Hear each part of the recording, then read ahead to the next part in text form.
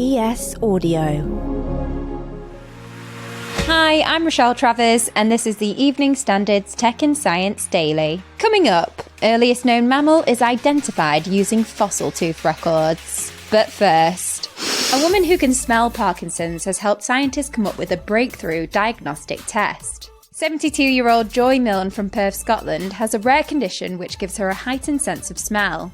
Years ago, she piqued the interest of scientists who decided to research what she could smell and whether this could be harnessed to help identify people with the neurological disease. Now, academics at the University of Manchester have devised a way for researchers to identify molecules linked to the disease, using a simple cotton bud run across the back of the neck. The earliest known mammal has been identified using fossil tooth records. Till today, it was considered a mammal-like reptile. What we discover is that he had only two types of dentitions. Like ourselves, we have a milk teeth. It is the milk teeth are replaced by another permanent set of teeth, right? So this is a characteristic of mammals. Mammals, unlike reptiles, do not change their teeth more than once. That's Dr. Martha Richter, Scientific Associate at the Natural History Museum and senior author on the paper. Fossil records of the creature Brasilodon date back 225 million years, predating the previously confirmed first mammal by approximately 20 million years. The significance of Brasilodon is that it showed us that the transition from reptiles to mammals occurred in the late Triassic. The tiny shrew-like animal existed at the same time as some of the oldest dinosaurs and sheds light on the evolution of modern mammals. So we need to know more about the interrelationships between the fossils from that age. Scientists from the Natural History Museum and King's College London contributed to this international collaboration, led by the Federal University of Rio Grande do Sul in Porto Alegre. US advanced tech firms have been banned from building factories in China for the next decade. Companies that receive federal funding will be barred, President Biden's administration has said. The guidelines are part of a $50 billion plan aimed at building up the local semiconductor industry. In an effort to reduce the reliance on China for chips, businesses have pushed for more government support. We're currently experiencing a global shortage which has slowed down production. Semiconductors are key to everyday technology we use, including our mobile phones.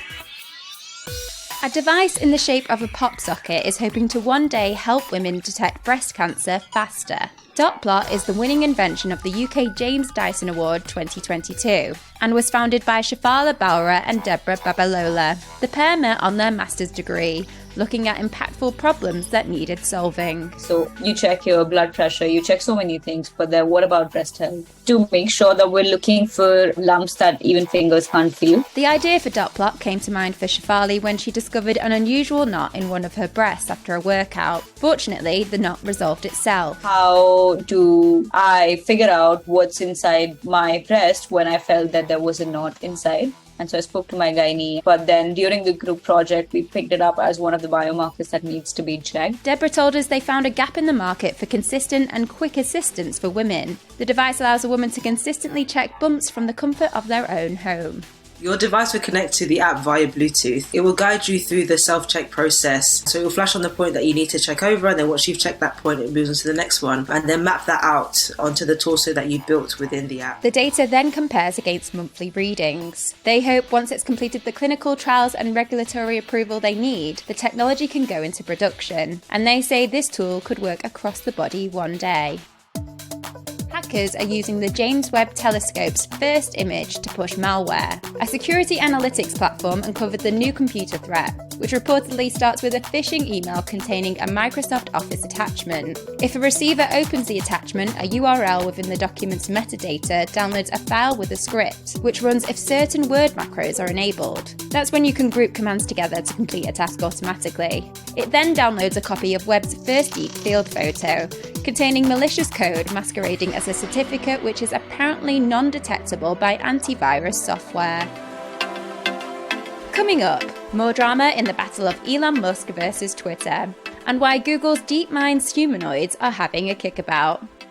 Let's go to the ads. Whilst you're here, why not give us a rate and follow?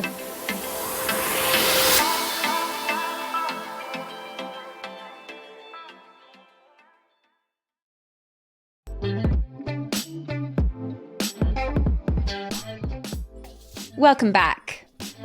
There's hope that a malaria vaccine created by Oxford researchers could help drastically reduce the number of children who die from the infection. A new study reports on the effectiveness of a malaria booster vaccine, which shows long-lasting high efficiency in African children, meeting the World Health Organization's specified 75% efficacy goal. The research found that a vaccine booster dose 1 year after children received 3 doses as their primary vaccination regime maintained high efficacy against malaria. More Musk versus Twitter drama.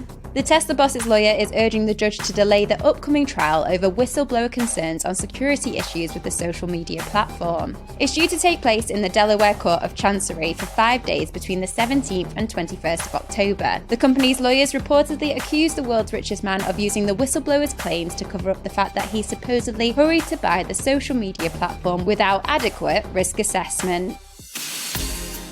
And finally, Google's AI division DeepMind's humanoids can now play football after learning how to work as a team. In a blog post, it describes how they were trained to imitate football-specific skills and were rewarded if the movements led to improved performance, such as a goal. The task required motor control, long-horizon decision-making, and the ability to coordinate with others.